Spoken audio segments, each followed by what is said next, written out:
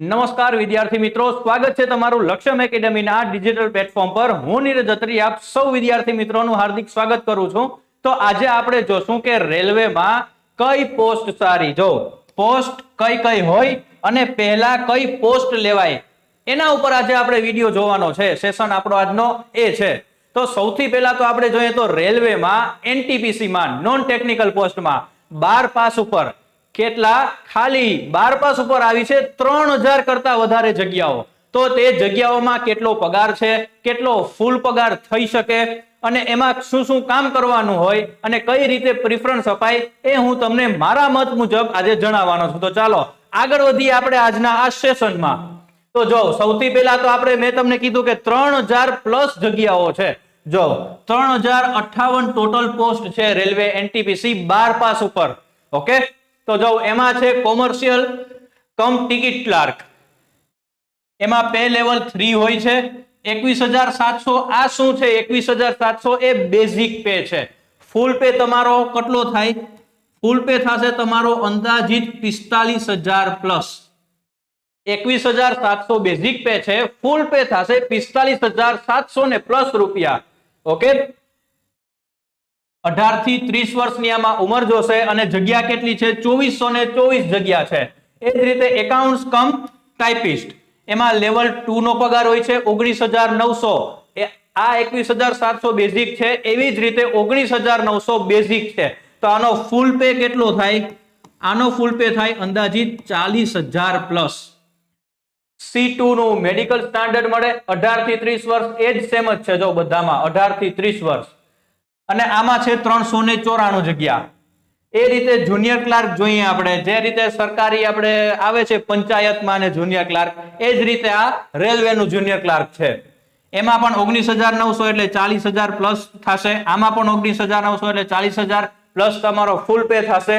163 આની જગ્યા છે જુનિયર ક્લાર્કની અને 77 જગ્યા કેની છે? ટ્રેન્સ ક્લાર્કની. તો ચાલો હવે આની ઉપર આપણે વિગતવાર જોઈએ કે કઈ જોબમાં શું કરવાનું હોય. ચાલો આમાં જોબ મળે તો શું કરવાનું, આમાં મળે તો શું કરવાનું, આનું અને આનું ચારે ચારનું આપણે જોઈ લઈએ. જોબ મળે તો શું કરવાનું, એનો આપણે પગાર જોઈ ગયા. ઓકે, ચાલો જો સૌથી પહેલા તો અરજી કરવાની છેલ્લી તારીખ 27 નવેમ્બર, એટલે ઓલમોસ્ટ હજી એમ કહી શકાય કે 1 મહિનો છે. 27 નવેમ્બર સુધી અરજી કરી શકાશે. લાયકાત શું છે એ તો આપણે વાત થઈ જ ગઈ છે, 12 પાસની. ઉંમર 18 થી 30 વર્ષ એ પણ જોઈ ગયા. અને સરકારી ધારાધોરણ પ્રમાણે જે છૂટછાટ મળે છે એ છૂટછાટ તમને આમાં રેલવે એનટીપીસી માં પણ મળવા પાત્ર છે.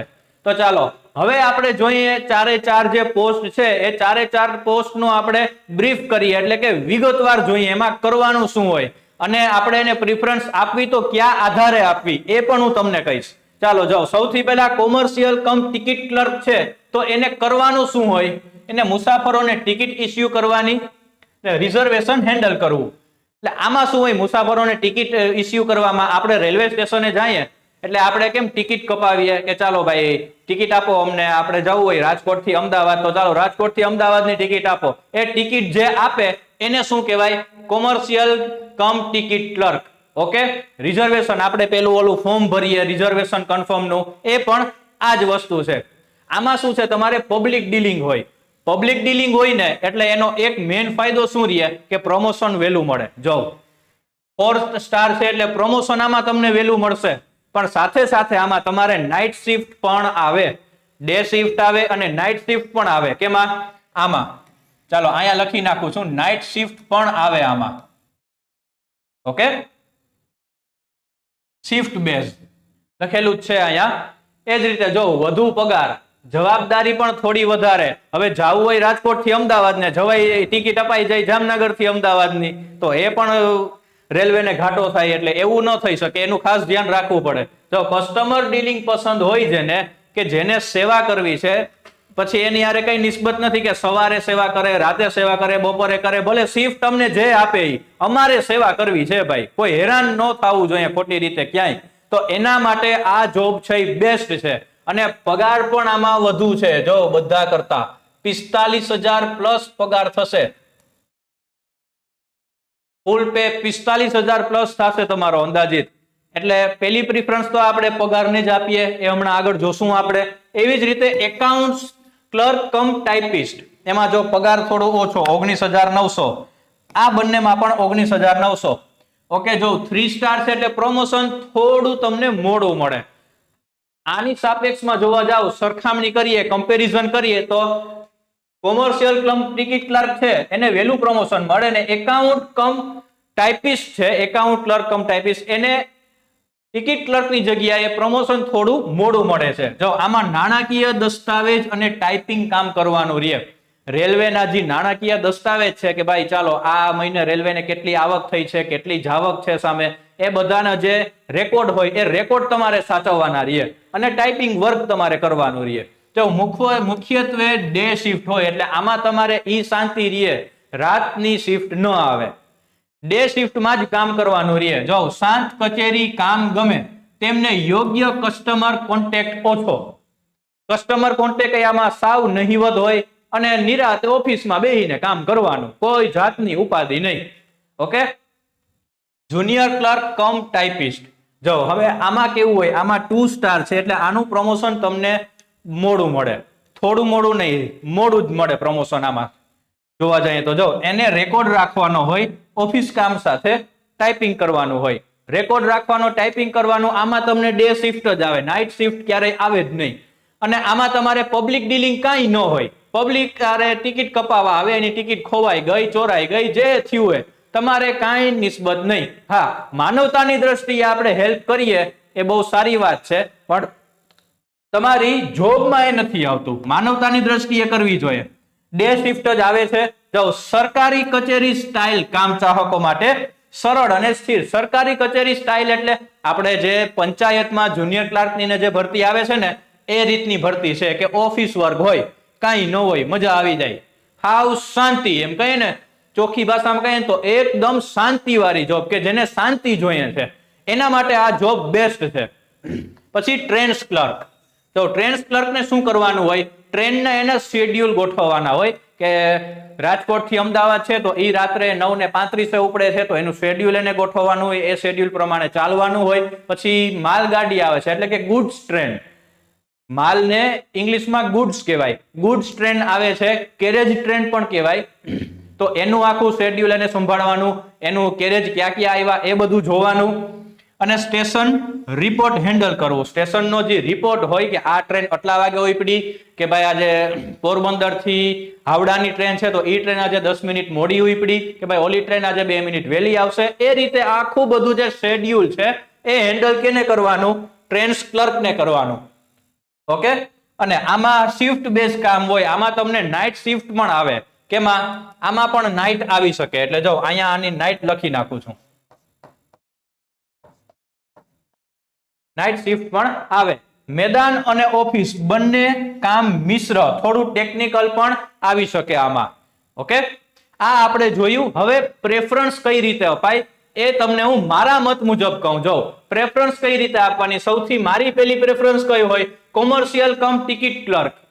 શું કામ પ્રેફરન્સ પેલી હોય એ પણ અહીંયા મેં મેન્શન કરેલું છે. જો ઊંચો પગાર હોય પેલી વાત તો, પછી વધારે પ્રમોશનની સંભાવના. જો આપણે 4 સ્ટાર રાખ્યા હતા, સૌથી વહેલું પ્રમોશન આનું થાય એટલે પહેલી પ્રેફરન્સ તો આપણી એ જ હોય ભાઈ. ઓકે, એકાઉન્ટ્સ ક્લર્ક ટાઈપિસ્ટ, જો સારી ઓફિસ કામ, ટાઈપિંગ આવડવું જરૂરી છે.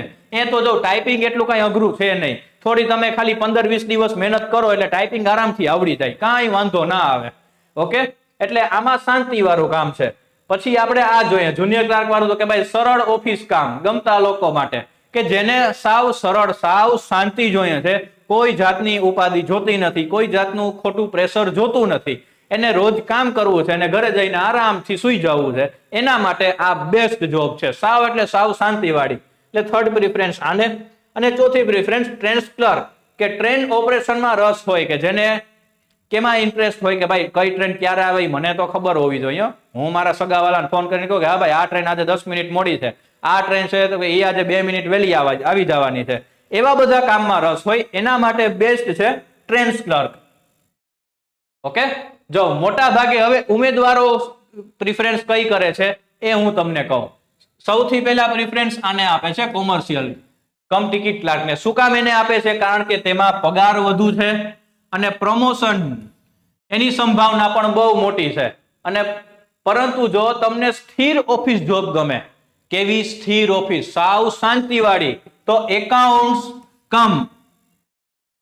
ક્લાર્ક કમ ટાઈપિસ્ટ એ ખૂબ સારી પસંદ છે. જો તમારે પગાર વધારે જોતો હોય અને થોડું બોજરેશન રહીએ, એમાં પબ્લિક ડીલિંગ હોય એટલે થોડું તમને બોજરેશન રહેવાનું છે, થોડું પ્રેશર રહેવાનું છે, પણ તમારે પ્રેશર નથી જોતું અને સાવ શાંતિ જોઈએ છે. પગાર અમને ભલે 5,000 ઓછો મળે, 10,000 ઓછો મળે, એ ચાલશે, પણ શાંતિ જોઈએ છે જેને, એના માટે આ બરાબર છે એકાઉન્ટ્સ ક્લર્ક કમ ટાઈપિસ્ટ ની. અને જેને પગાર વધારે જોઈએ છે અને પ્રમોશન પણ વહેલું જોઈએ છે, એના માટે આ કોમર્શિયલ કમ ટિકિટ ક્લર્ક ની પણ બહુ સારી છે. આ મેં તમને આખું પ્રિફરન્સ કઈ રીતે આપવી અને શું કામ આપવી અને સ્ટુડન્ટ્સ કઈ રીતે પ્રિફરન્સ આપે છે એનું તમને લાઈવ એક્ઝામ્પલ આપ્યું. તો આમાં તમને હજી કઈ ક્વેરી હોય તો આ જે હેલ્પલાઇન નંબર છે અમારી 9429077607, એના ઉપર કોલ કરીને તમે માહિતી લઈ શકો છો. ઓકે, અને આના માટે જ આપણે રાખેલી છે રેલવેની સ્પેશિયલ બેચ. આમાં તમને જો 300+ કલાકના લાઈવ પ્લસ રેકોર્ડેડ લેક્ચર આવી જશે. પછી અભ્યાસક્રમ મુજબ દરેક વિષયની તૈયારી. આ શું કહેવા માંગીએ છીએ અમે અભ્યાસક્રમ મુજબ, કે અત્યારે હાલમાં રેલવે એનટીપીસી નો જે ન્યૂ પેટર્ન નો સિલેબસ છે એ ન્યૂ પેટર્ન પ્રમાણે આમાં કરાવવામાં આવશે. પ્રેક્ટિસ પ્રશ્નોની પીડીએફ મળી જશે, મોક ટેસ્ટ મળી જશે, બધું જ તમને મળી જશે. આમાં જો પ્રી પીડીએફ મટીરિયલ ગુજરાતી ભાષામાં જ તૈયારી, ઓબ્વિયસ આપણે ગુજરાતમાં તૈયારી કરીએ છીએ એટલે દરેક વિષયની નિષ્ણાંત અને અનુભવ ફેકલ્ટી ટીમ, આટલું બધું આમાં તમને મળી જશે માત્ર કેટલા રૂપિયામાં? 1999, 1999. અને હા મિત્રો, જો આમાં પણ તમે હજી થોડું ડિસ્કાઉન્ટ ચાહતા હો તો અમારી હેલ્પલાઇન નંબર ઉપર કોલ કરી અને તમે કૂપન કોડ માંગી શકો છો. શું માંગી શકો છો? Coupon code. કૂપન કોડ માંગશો એટલે તમને કૂપન કોડ આપવામાં આવશે. એ કૂપન કોડ તમે એપ્લાય કરશો ને એટલે આમાંથી પણ હજી તમને ડિસ્કાઉન્ટ થઈ જશે. ફાઇનલ પ્રાઇસ હું તમને અત્યારે નહીં કહું, એ તમે હેલ્પલાઇન નંબર ઉપર કોલ બેક કરીને મેળવી શકો છો. ઓકે, અને અમારી આ ટેલિગ્રામ ચેનલ છે લક્ષ્યમ એકેડેમી ઓફિશિયલ, એને તમે જોઈન કરીને આવી અવનવી માહિતી લઈ શકો છો. ઓકે દોસ્તો, તો આશા રાખું છું તમને આ સેશનમાં સમજાઈ ગયું હશે. ન સમજાણું હોય તો હેલ્પલાઇન નંબર ઉપર કોલ કરજો. અને તમારા ભવિષ્યને ઉજ્જવળ બનાવવા માટે માત્ર 1999, જો તમારો પગાર 40,000+ થવાનો છે એની સાપેક્ષે આ 2,000 રૂપિયા એટલે સાવ નહીવત કહેવાય. તો હવે ભગવાને એક તમને ચાન્સ આપ્યો છે, મોકો આપ્યો છે લડી લેવાનો, તો હવે આંખ વીચીને લડી જ લેવાય, મહેનત કરી લેવાય. મહેનતનો કોઈ વિકલ્પ જ નથી. સ્વામી વિવેકાનંદે આવું કીધેલું છે. તો હવે જો આપણે મહેનત ન કરીએ તો પછી હવે આપણો વાક કહેવાય. એટલે ખોટું નસીબને ન કોસવું, આ મહેનતનો વારો છે, મહેનતનો સમય છે. તો ચાલો મહેનત કરી લઈએ. લક્ષ્યમ એકેડેમી સાથે જોડાઈ અને તમારું ભવિષ્ય અને તમે ખૂબ ગોલ્ડન બનાવો. ઓકે ચાલો, જય હિન્દ, ટેક કેર એન્ડ જય ભારત.